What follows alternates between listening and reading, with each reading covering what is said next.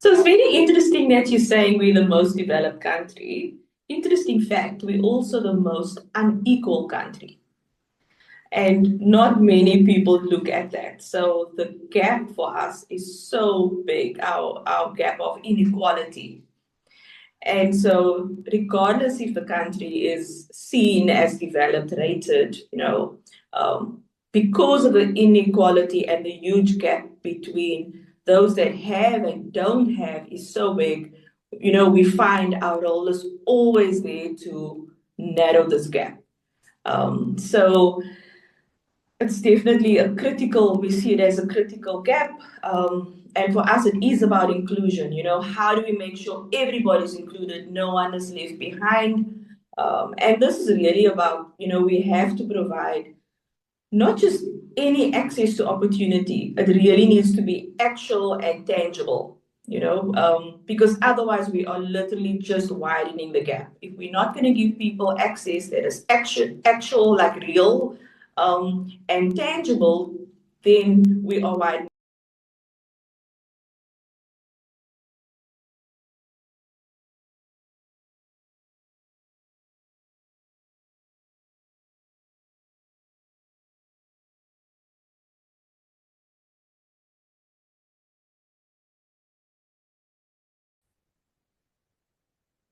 Hello and welcome to another episode of Value Seller Talks, where we bring inspiring conversation with industry leaders who are driving innovation, shaping ecosystem, and creating meaningful impact. I'm your host Deepak Bajaj, and today we have a truly exceptional guest, Ms. Rene Parker, co-founder and director of R Labs and board chair of Afri Labs, someone who is redefining social impact at a global scale.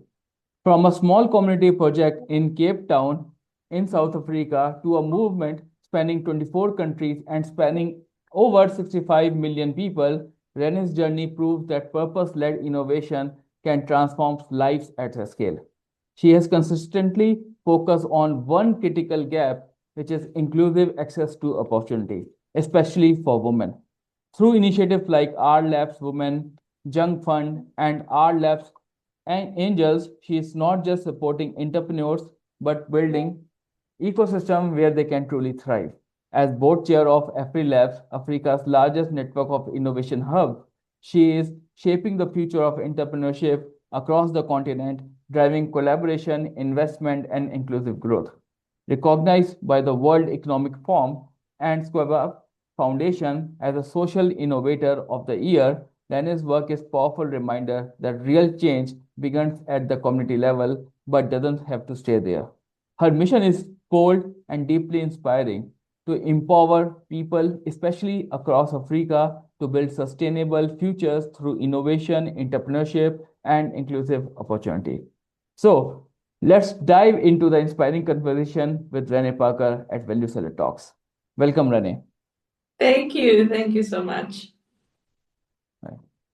Rene, your achievements, your accolades is truly impressive. But before we talk and go deeper into that, I really want to ask a one simple question. Who is Rene Parker as a person beyond the title? Well, you are not your title. We get taught that, even though other people see you as that. But for me, I am a community-driven person at heart. I absolutely love people. And the greatest commodity in the world is people. The greatest currency is people. And so I have a deep, deep passion for people. And especially, if you think about, I want to change the world, I just believe we must just change one person's world. That's all we need to do. Powerful and impactful. And this is what you are doing since many years. So, from a small community initiative in Cape Town, beautiful Cape Town in South Africa, to impacting 65 million people across 24 countries. When you started, have you really thought about that these are the impact you're going to create? No, definitely not. I don't think anyone that's in the impact space, that's really serious about driving social impact. I don't think any of us start out that, oh, this is going to be a big, grand thing. You Mm, know, you look at it, what problem are you trying to solve, and you try to do it with one person at a time. But that's the beauty of impact, right? Of creating social impact is that it's actually contagious. Because the minute one person experiences it, they tell the next person. And so for us, it's really just been, we call it a contagion of hope because the minute we started and the community saw that, hi, this is actually helping me and it's changing me, they then went on to firstly introduce their friends and their family. And then secondly, actually coming back to us and saying, now what about this? You know, why don't you add this to the program and keep coming back for more offerings? I mean, that's really how it happens. And you know, real change doesn't have to stay just at a community level. You know, if a model works to uplift people, that is a definitely, you know, something that can actually scale across borders. mm. But when you say the scaling, the uplifting, right? And we understand, the South Africa is a very developed country in Africa, but still you are focusing on the gaps have been identified, the inclusions and the equity. You are talking a lot about it. Tell us about where you think that the things are not going in a right direction. So it's very interesting that you're saying we're the most developed country. Interesting fact, we're also the most unequal country.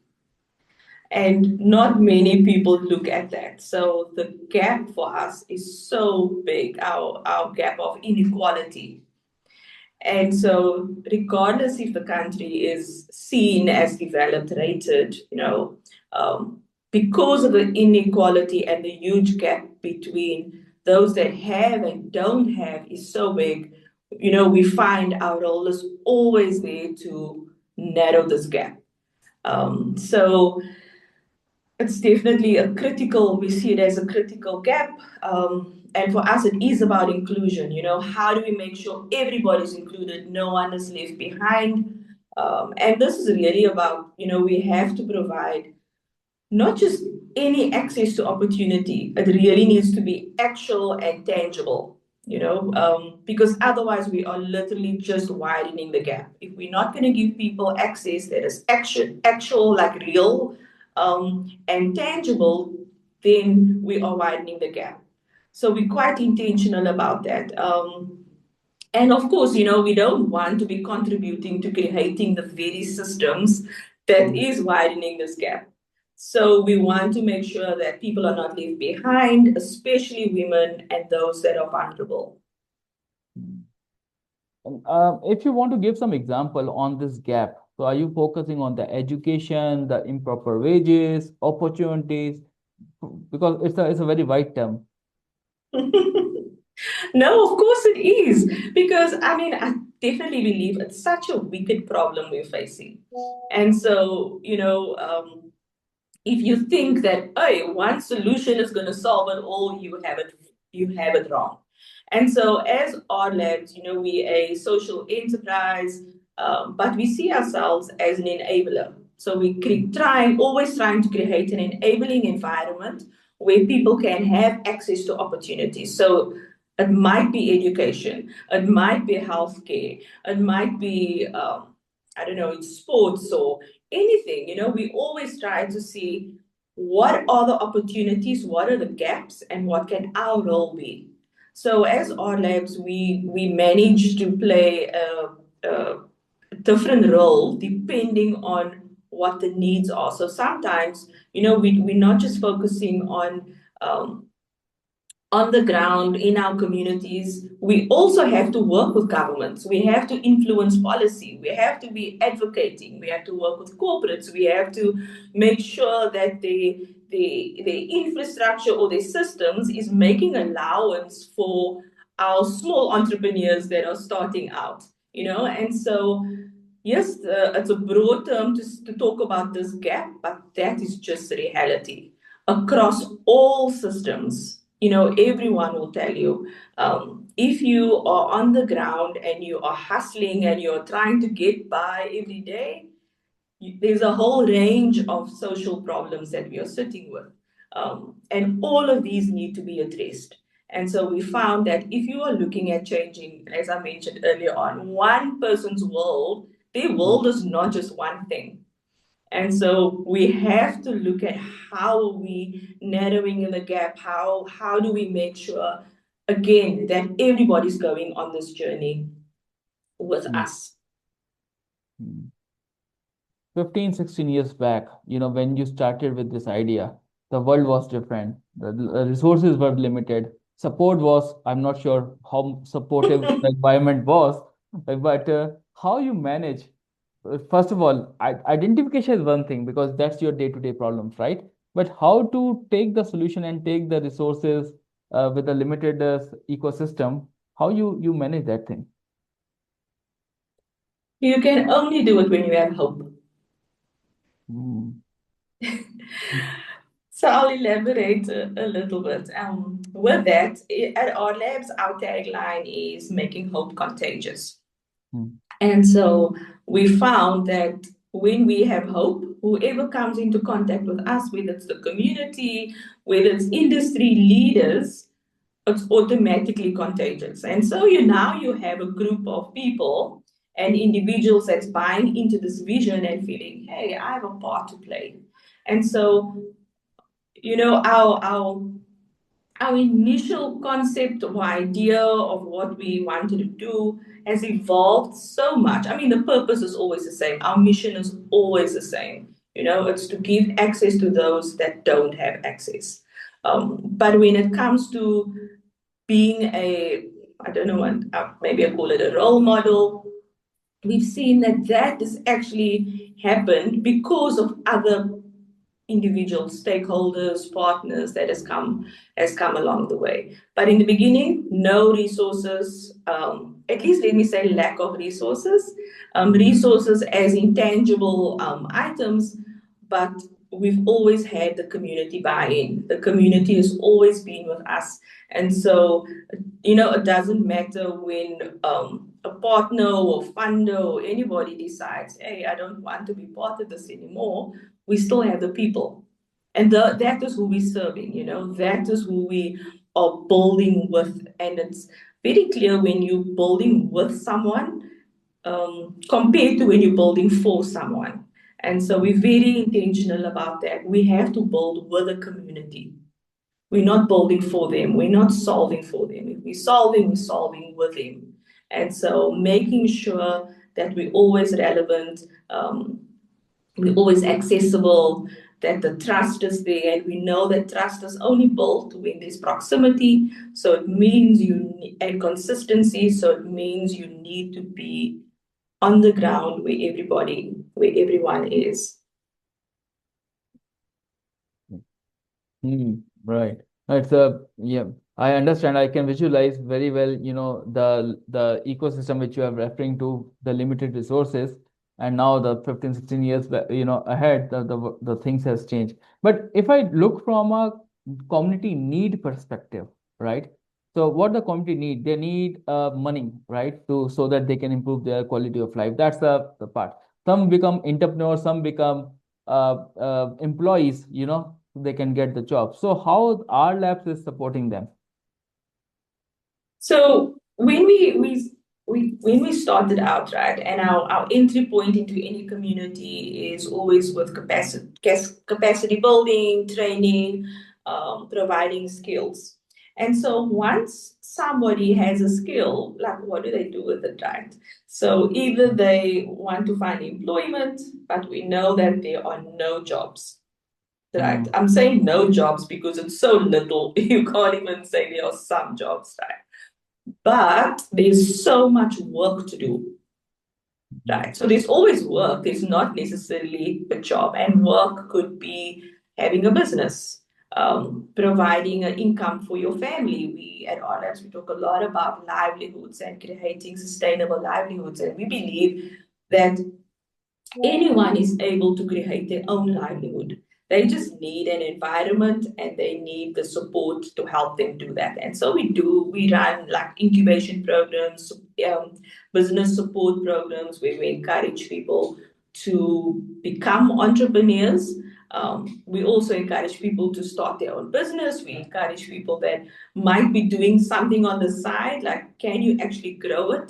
And we'll go on the journey with them to help them grow it, which means they then become employers, right? So instead of becoming job seekers, you now become job creators. And so it's a different way of thinking about things.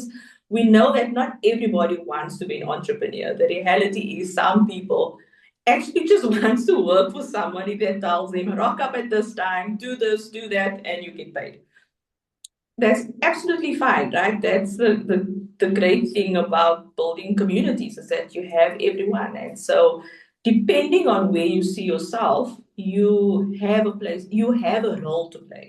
As Mm. long as our community members feel like I have agency, there's something I want to contribute. So some of them we see their businesses grow. And so it does come through our entrepreneurial support, especially with women and youth. We have a big drive around that. And sometimes we have ventures that are there that we create, like micro businesses from it. And so you can have a micro entrepreneur. And then again, it's just somebody there's already a business idea and you can just step into that. Not everybody's going to think of something from scratch by themselves. And again, it's part of the ecosystem is to make sure we have all the different role players. That's actually part of it. Mm. So I understand how you and your team is totally occupied because just to create that environment, you required everyone's support, whether it's the policymakers, as you rightly mentioned, obviously the local community members, the employers, agencies, as well as some enablers like incubators and so on and so forth. Hats off to your team who is actually working dedicatedly to bring this concept into reality, and now this concept which is in reality has now scaled to 65 million people, right? Thank you for bringing that up. But if I take to the level from starting from Cape Town in South Africa, right, to multiple countries, 24 plus countries which you are right now, so every country has their own needs, and how you are identifying those needs, sitting remotely, and obviously your team would be present there as well. So how you are making this, because every country has their own different policies and own different barriers. It's not rocket science, it's pretty easy, right? You find the local champion that's going to drive it. So Mm, regardless if our labs, we've never gone firstly into a country uninvited, right? We don't sit around the table and look at the map and like, oh, this will be a great country to go to. We've never done that. Any country we've been in, there's been somebody from the country, whether it's a local champion, whether it's somebody from a university or business, doesn't matter. But it's been somebody from the country that has said, I want or we want our labs here. Can we have our labs here? Or can we work with you in our country? So we only go in on invitation, and we've been really strict around making sure that when we do set up an actual R Labs, that's called R Labs, and whichever country name, that it's mm, actually run by locals. mm, So we don't have our team deployed, somewhere else, and they work in a country. We make sure that we employing local people. We make sure that the board is made up of local um, individuals. And so the governance structure, everything runs, they have their own autonomy, but it's managed and run by people from that specific country. We provide our resources as in our R Labs model itself. It's completely open sourced. We have a playbook that we share with everyone. That's the only way to make anything contagious, is to open. You have to open it so that people can use it. And so that's the way that we would, whether it's partner with anyone in the country. And so it's taken on different shapes, different forms, but we've always made sure that whoever is I would say owning the R Labs model, it needs to be people from that country. Mhm. And after having so immense hands-on experience, now how easy it is to create or transform a person from a job seeker to a job creator. How is it easy or is it really difficult, or it all depends on the personal characteristic of a person. It does depend on the person's I can say drive. As I mentioned, not everybody wants to be a job creator. And so it really depends on the person. We found that many people, especially women that go into entrepreneurship or become an entrepreneur, they're doing it out of necessity. Hmm. Unfortunately. Well, I don't know if it's fortunate or unfortunately. I'm not sure. But especially during COVID, or at least after COVID, this thing that happened in 2020 to the whole world when we went on to shutdown, when we went into shutdown. And so at our labs, all our programs we had to take online because we couldn't meet with people face to face anymore. And so we were running the programs. So all our women's programs we then also took online, but we saw a huge jump in women joining our entrepreneurship programs. And so during the day, the schools weren't open. And so for many women, might have been career women before, they were working, but now they were at home. And when the things opened, like in the country, especially in South Africa, the businesses opened, but not the schools or childcare. Childcare services didn't open the same time as the companies. But the people that could not go back to work were the women. So the women were left kind of behind, taking care of the children, and for many of them, this was their cry. And so I mean, that's when our entrepreneurial programs really pushed our Labs Women programs for women because they had a career before they couldn't go back. And so for many of them, their jobs became redundant. They couldn't go back to work and they found themselves unemployed. But because they were part of the program, they then saw, okay, what am I good at? I can sew, I can bake. I'm just using those as an examples. And we actually just help them to turn it into a business because they still needed to feed their kids. They still needed to live. That didn't stop. And so there's been a huge uptake with women, and we've actually just seen it accelerate. Even after things opened up, we still have mostly women in all our entrepreneurial programs. Any opportunity that we have, we found that there are so many women that are unemployed and looking for something. But because they need to feed their families, they don't have the luxury of doing nothing, and waiting for a handout. So for many of them, they've gone into entrepreneurship, started a business, or looked at different ways of generating an income or a livelihood. And so in that way, like even now, we've seen for many of them, they've grown their business. Now they're employing more people, and now they're the job creators. So it's been really interesting to see the trend over the years. Yeah, COVID has actually educated us and pushed us beyond our limits, and the world has actually transformed a lot. And I totally agree with you. The entrepreneurship, especially from the women category, from the female category, is actually has taken a tick mark across the globe. More and Mm. more females are coming and joining this group, and they are actually not feeding their families, but they are creating that ecosystem which is enabling each and everyone to get uplifted.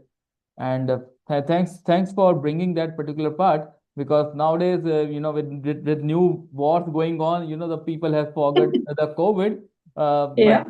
but that has actually become a really a revolution in the history of the mankind. Yes. Hmm. You also have another initiative called Junk Fund, right? What exactly is that?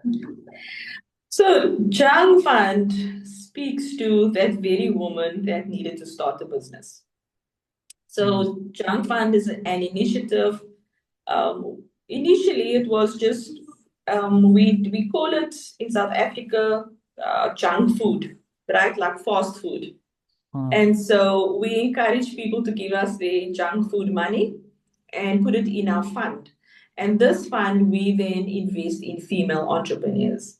And so, as I mentioned earlier on, we had this huge uptake of women that became entrepreneurs, but we know in reality, women are also not the people that get funding first or investment into their business, right? I mean, I'm not even going to go into those stats. Um, and so junk fund is particularly aimed at women. It's seed money, we call it. It's a grant we give you.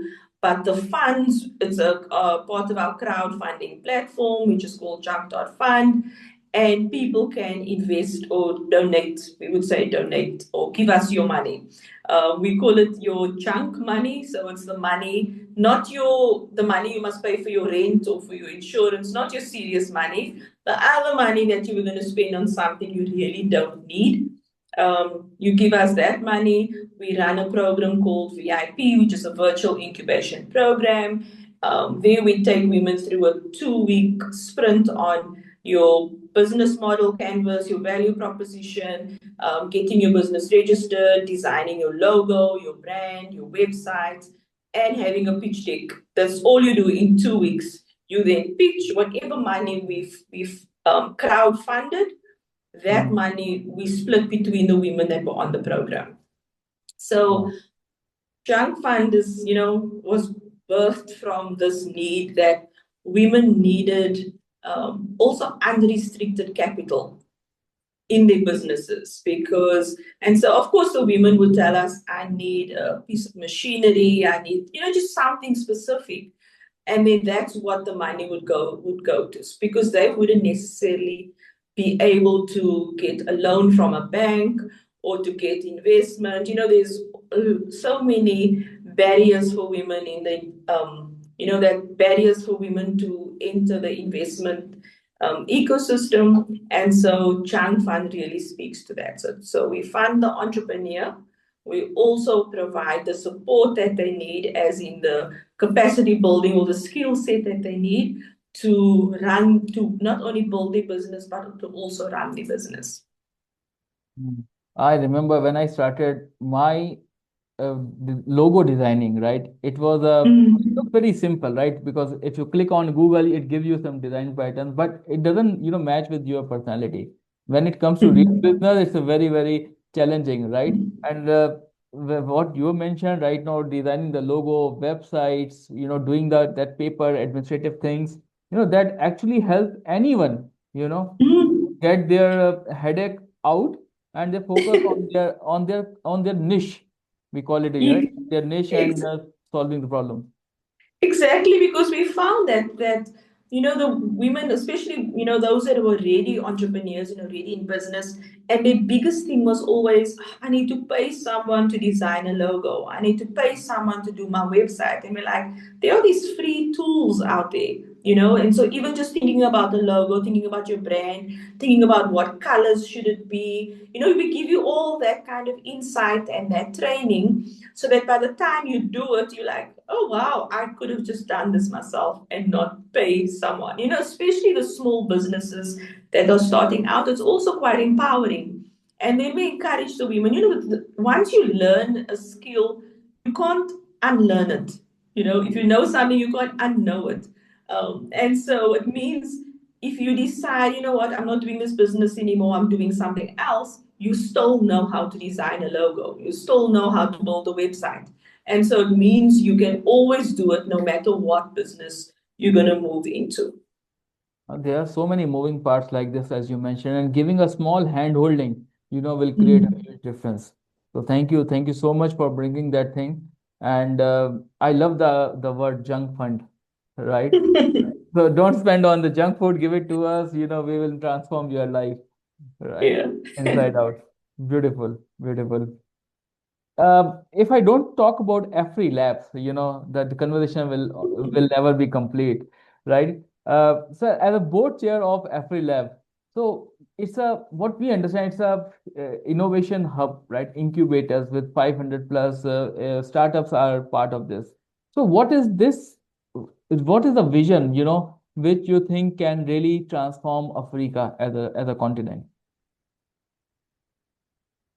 The power of AfriLabs is the collective, right? It's that it's not just firstly one country or one or specific region, it's the entire continent. So when there's a collective, that is your power, like your superpower.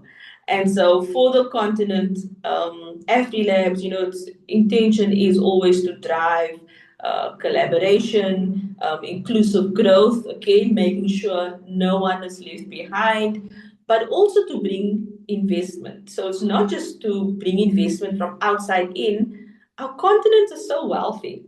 We have so many people on our continent that could actually just feed all of us. And so, but we found like when we stand together, it is about. I mean, it's made up of. It's called the Innovation Technology Network of hubs, and all the hubs they support the entrepreneurs. So as FD Labs, we don't support them directly.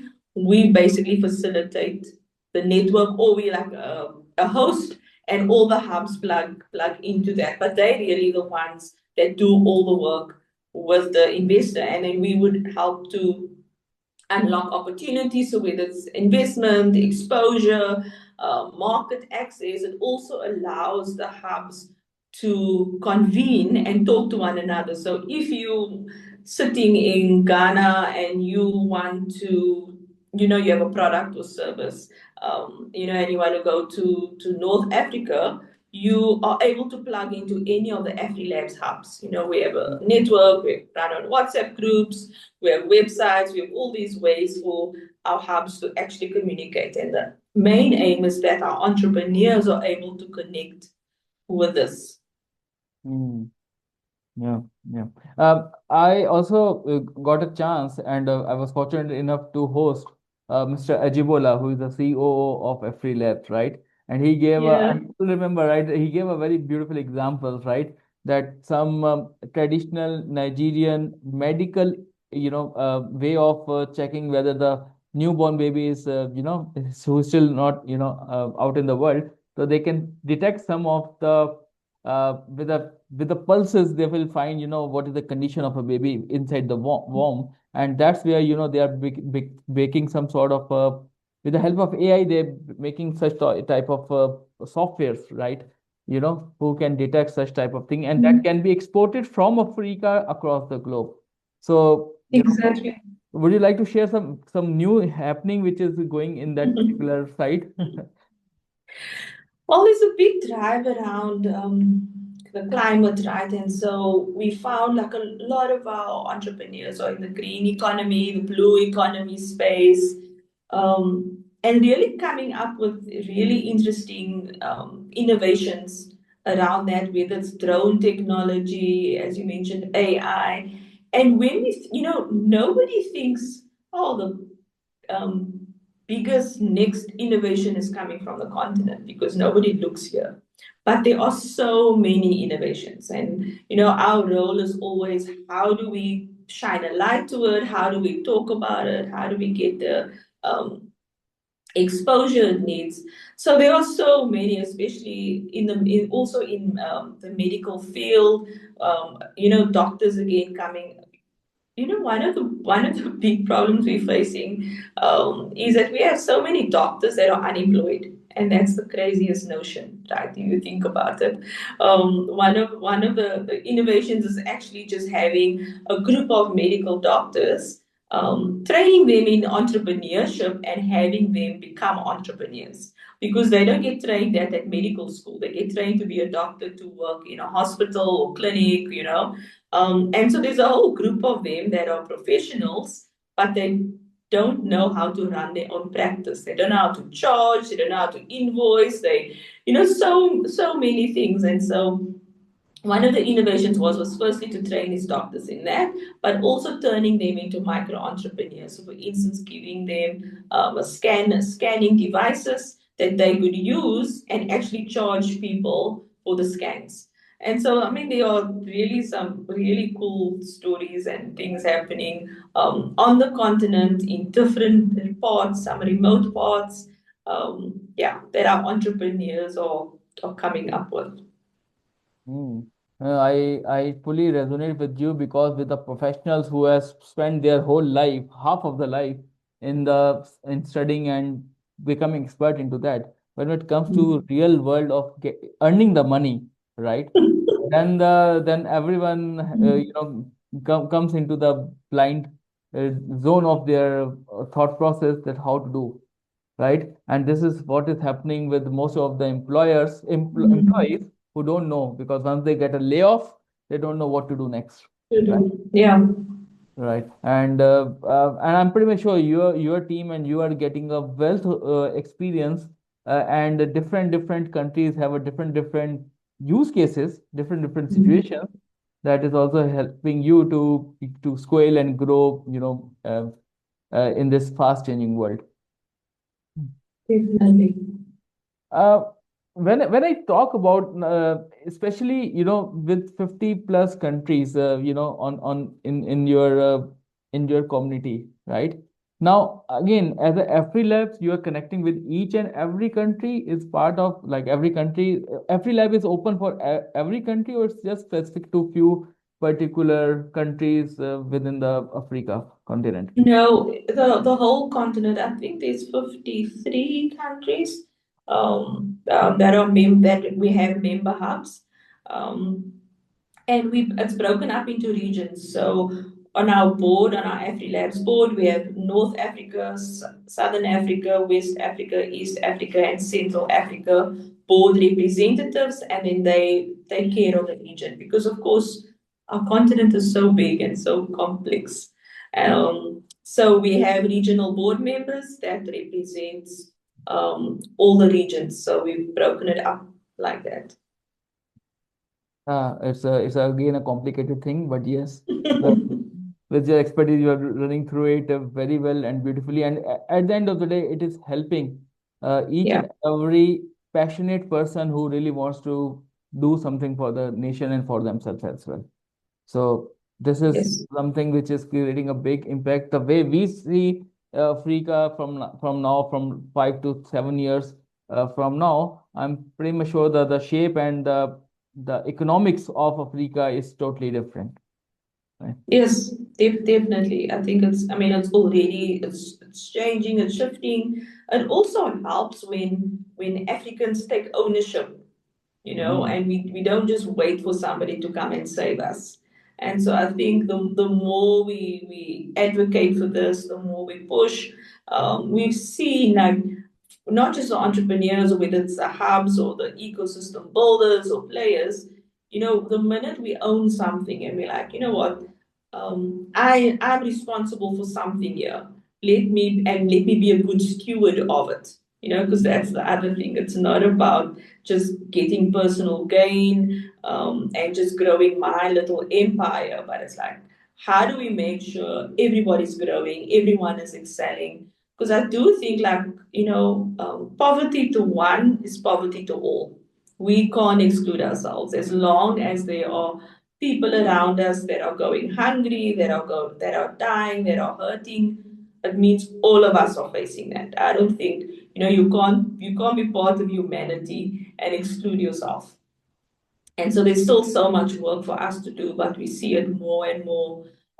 This collective action, of individuals, of organizations coming together and realizing, firstly, we need each other, we see each other, and we all have a role to play.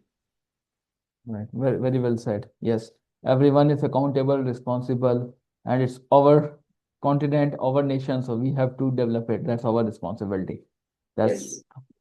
Um, I'd like to ask one important question that Hmm. with your initiative R Labs Angels, now when you are looking for a investment into a startup, what are the characteristics which you look into? How you identify that this startup or this entrepreneur is the right fit for us? That's the hardest thing, right? Because oh my goodness, um, you see an entrepreneur, you've spoken to them, and you've watched them. You're like, oh, this is a great one, and we make an investment, and then a year later they close shop. you know. So that happens. I think for anyone, in the investment space, you realize it's a risk taking. It's not just. I don't think there's a blueprint to have a perfect fit, a perfect match. Of course, you can do your due diligence, to try and de-risk the situation, Mm. but it's not always possible. And so when we started our labs, Angels, so at our labs, we a non-profit, but we also have a for-profit arm. And our non-profit owns our for-profit. So our for-profit has one shareholder, and that's our labs, the non-profit, because their whole purpose of existence is to generate income that supports our work for the community. So I mean, that's how we started. So Our Labs Angels is really our for-profit arm that generates income, and then that we would use to invest. So we would then look at the entrepreneurs as part of our entrepreneurial pool. We always make sure that they, plugged into some sort of program that we're running. And then we would look at, okay, is it what's the idea? Is it viable? Is it innovative? And is it addressing? Is it providing a real life solution?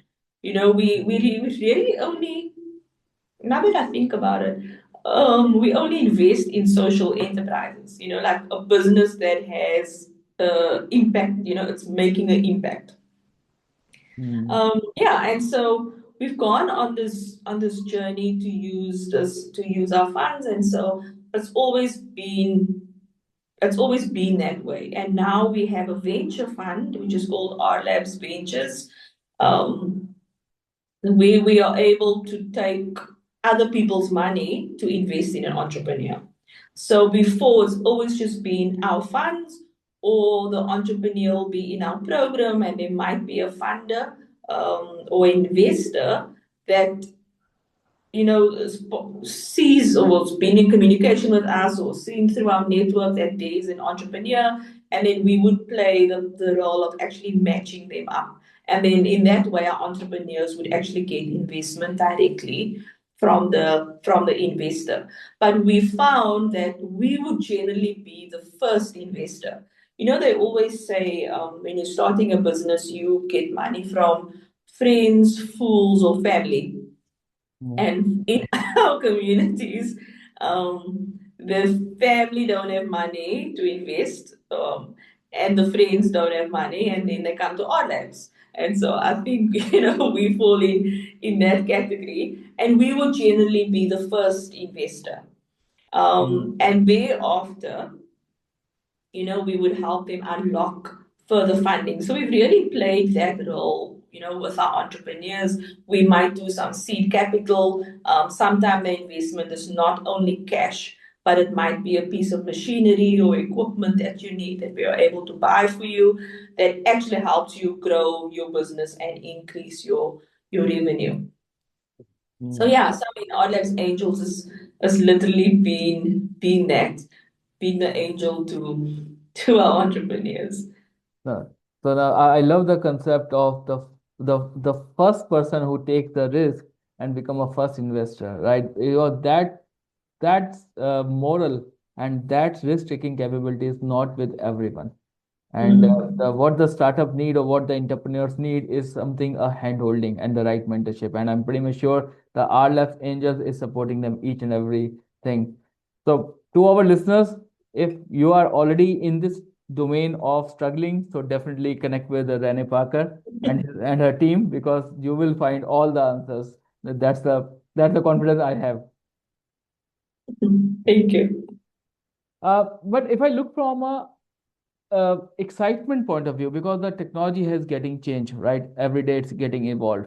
So which African startup is is something which excites you the most? One. Must I say one? Yeah, one, two, it's yours. Because They, I mean, there are so many, especially when you look at the young innovators, right? That are they're still experimenting, they're still exploring. I love looking at those, especially ones that are using AI. We have one of our entrepreneurs. His business is called AIM, and he plays. I mean, I think he's 23 years old or something, um, but he builds drones. So he builds drones. Then he builds the technology so the drones can do. On farms for crops. It can help the farmers with reading what's happening. It also, when there are wind farms and they need to fix it, then they need to stop everything. But the drones are able to pick up what's wrong with it and it's able to send the reports. So there's all these really interesting things that can be helped with security. And it's really interesting when there's one innovation that can actually fit into multiple sectors. I think those are always great. So yeah, I mean, the technology around AI. I think it's the most exciting for me because you see the possibilities that there are.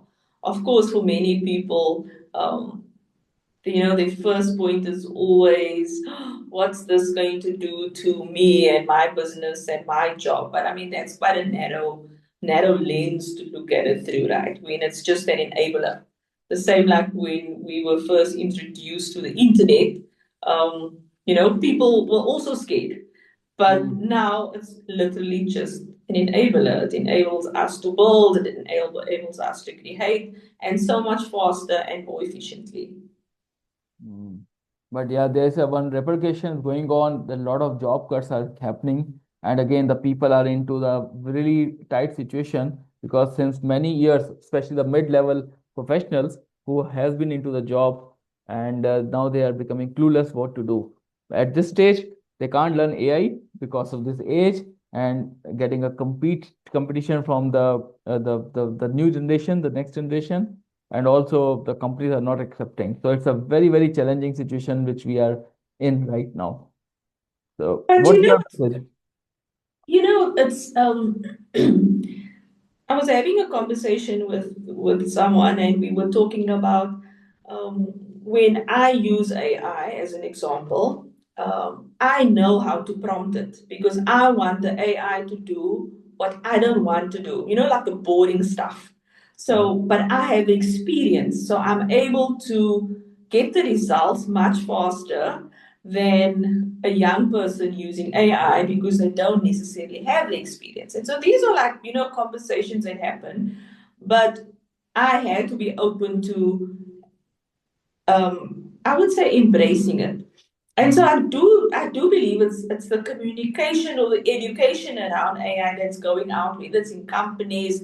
Like we need the seasoned people, I'll call it that, with the knowledge, the institutional knowledge, because where is it going to go to? So whether it's just writing code or manuals or something for the next generation, and it's not hard to do because we just have to embrace it. We just have to embrace, that this is where things are going. And even in companies, we've had different companies come to us and ask us to, I would say, reskill their older staff in technology, in different facets of it.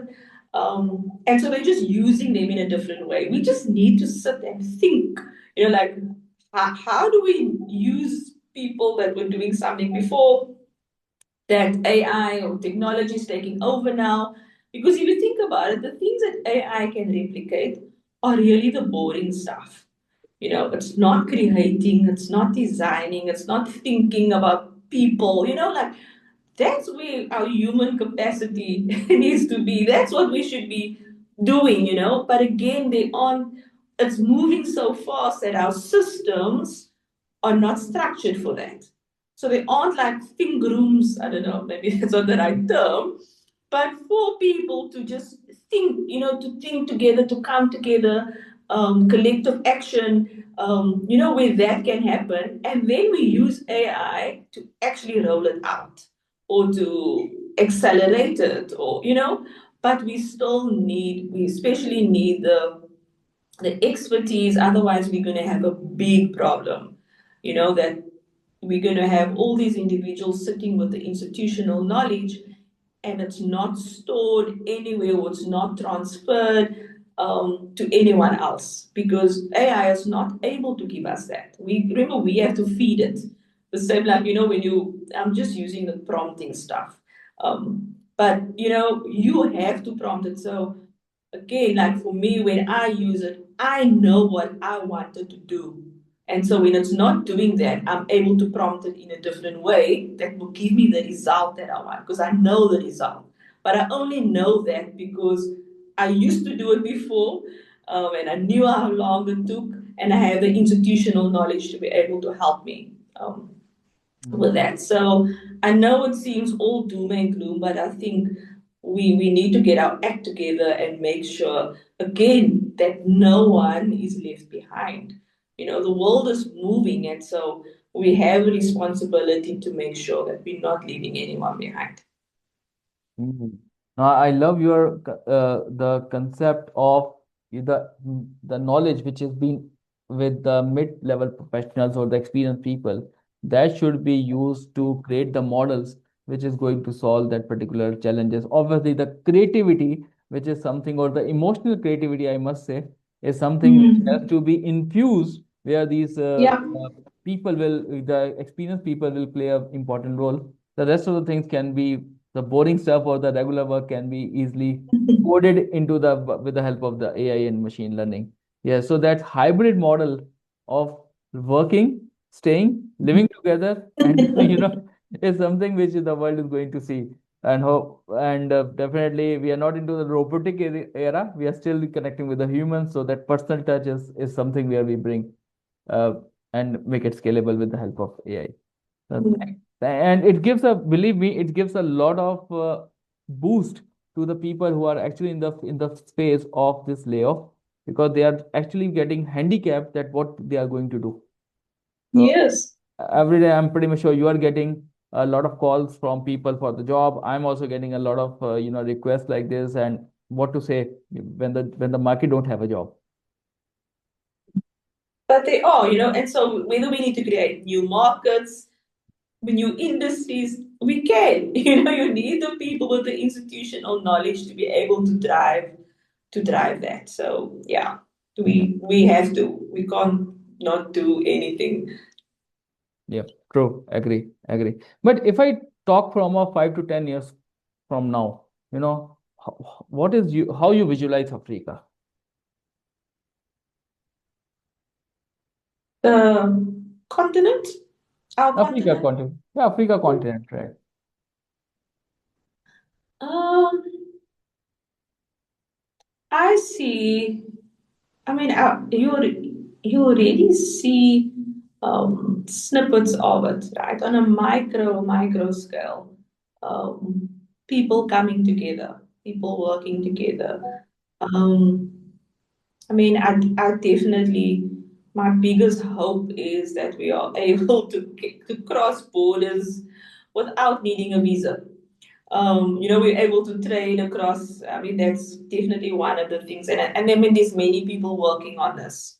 So we have like our Africa Free Trade Agreement at the moment, and some cross-border initiatives.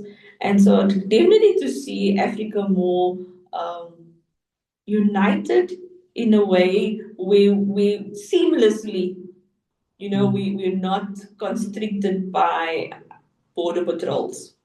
And especially with the younger generation, when I speak to many of them, the products or services that they're creating is not just meant for their own country. They're already building for scale. Mm. So we need to help them scale. We need to help them get it across. These solutions that they're coming up with um, can solve someone else's problem in a completely different country, region, and we need to escalate that. I mean, I think for me that is something I see. I mean, I'm speaking with a lot of faith in my continent, Because it's happening on the small scale. The nudges are there. Especially the young people. Oh my goodness, they're pushing for this, and so we need the people that makes the decisions to just get on board, and get alongside the young people because they are not stopping. They're definitely not stopping. And if I just go by what I'm seeing already happening on the continent with young people, especially standing up, and giving voice to the things that's holding them back. We've seen it in different parts of the continent, especially last year and the year before. Many young people, and when I ask them, why are you going to the streets, and they're like, I'm going to the streets for my mom and my grandma and my aunt that can't go to the streets. And so when I listen to them, like it's not just about them, they're still conscious of the generation that's gone before them, and they're like, we have the energy, we have the drive, and so we will stand up. We're not going to sit back and wait. And so the agency is there in our young people, and so I'm quite hopeful for the continent. I'm hopeful, yeah, that we're going to see the change that's already happening. Mm. In one of the podcasts, one of the guests mentioned that they visualize as a one Africa, right? To really talk about it, that free trade agreements, no cross-border patrolling, as well as I also see Africa continent as a big market, for any entrepreneur who has Mhm. built a product. So it should be consumed within the Africa, and with the 1.5 million billion populations across. So I think that itself become a very good market for them to scale and to innovate, because one solution bring more problems, and more problem bring more solutions. Mhm. Uh, I want you to emphasize, because there are so many entrepreneurs who are associated with us on the LinkedIn and the other platform. So how a person can start his entrepreneurship journey? What should be the first step that they should take, which most of the people are missing, and that's the reason they are lost? Just start. Sometimes we think so much about, we overthink things, we wait for everything to be perfect, we wait for somebody to back us, we wait, we as human beings, it's in our nature. And my encouragement is always just start. Start with something, because nobody's going to back you, nobody's going to support you when there isn't movement. And Mm, so just start. And then, of course, the impact is not just defined by where you start, but how many lives you choose to impact. And, and for many, especially the social entrepreneurs, if we think about it, um, you don't normally just want to solve for yourself. You are thinking about others. And so that's generally the drive anyway, or the motivation. Yeah, and it's easy for us to say, oh, I don't have this and I don't have that, and my community or my country, like this. Those excuses are not going to go away. There's always going to be something. There's always going to be, and a valid reason, for us not to start. Um, but we have to. You have to just start something. Doesn't matter who's backing you, who's looking at you. But yeah, and start, because then there'll be other people around. As long as whatever you start, please, it needs to be to the benefit of others, mm, because that's when other people get behind you. Yeah. mm. A very powerful message. Specifically, start definitely, but also consider what should be your end point, because most of the Mhm. people forget that they generally start because of their interest, but if it is not helping any the last person on the planet, it will all the efforts will be go in waste. So very important message which you have shared with us, and thanks for remembering for those who have actually started but they have lost it maybe in between their entrepreneurship journey as well. But when you talk with these entrepreneurs, right? I'm pretty much sure everyone has their own challenges in their mind, or even they are stuck somewhere. So would you like to share some of the example, other than their mental part, what are the other barriers which is impacting them? So, you know, we as human beings are actually our biggest barrier Mm, because it starts with us. And so sometimes we do get in our own way. So the mental part actually plays a big role, bigger than because it doesn't matter, and we've seen it, right? It doesn't matter how much resources we put behind someone, how much motivation we give the person, they can still fail or you know not scale. But as a person, as an individual, that grit, that drive, that intuition, we undervalue that a lot and we underplay that a lot. So those are the things that keeps you going. Those are the things that um, makes you get up in the morning. It's not so much how, what big check somebody's going to sign you. It might just get you up with it one day, but it's not going to make you get up every single day after that. And so yeah, we are our biggest barrier, our biggest challenge, and so sometimes we have to just get out of our own way, and trust the process, trust your gut, trust. Hey, you know what? This idea that I have, this dream. A lot of the time, it's a dream, right? You think about it before the time. You live, sleep, breathe it. And so we have to remind ourselves, hey, this is why I got into it. So even when times are tough, I mean, even for me, I'm still an entrepreneur by heart, right? Um, I have to motivate myself a lot of the time. When things are tough, when I'm feeling, I'm also a human being, right? When you feel tired, you feel drained, life is just happening. And then I have to remind myself, no, there's a purpose, there's a reason why I get up every day, why I'm doing what I'm doing. And so, because sometimes we do forget. And so, reminding ourselves of that is also really helpful when you have somebody in your corner. Sometimes we're not always privileged to have a whole army in our corner, but sometimes it's just one other person mm, that can believe with you when you're not believing at that moment. So make sure, like make sure you have that. Make sure you have someone, or I would call it a fool, somewhere, that's believing with you when no one else is. mm.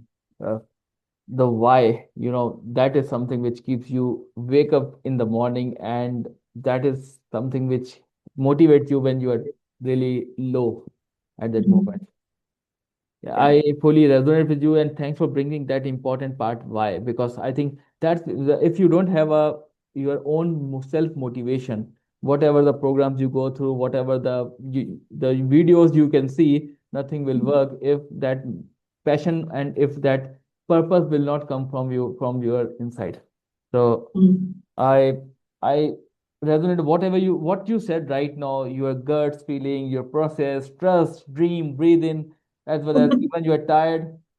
It looks like you are telling everything which I am also feeling, during my journey.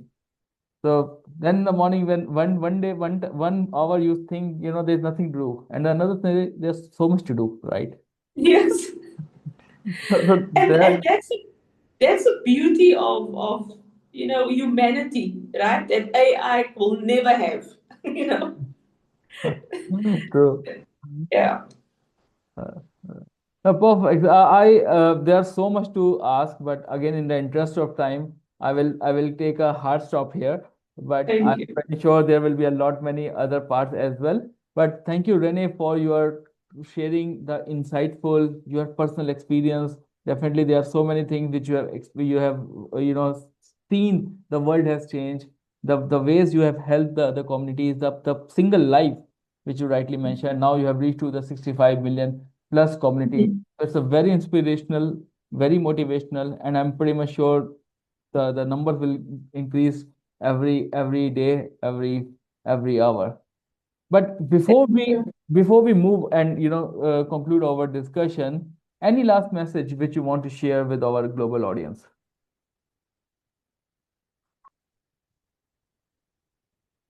You know, maybe I'll just touch on something I said before, but you need to dream of something before you can see it.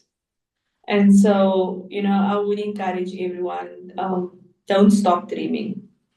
Don't stop dreaming of a better community. If you're living in a community, in a village, in a town, in a country, on a continent, don't stop dreaming. That's the only way we can see.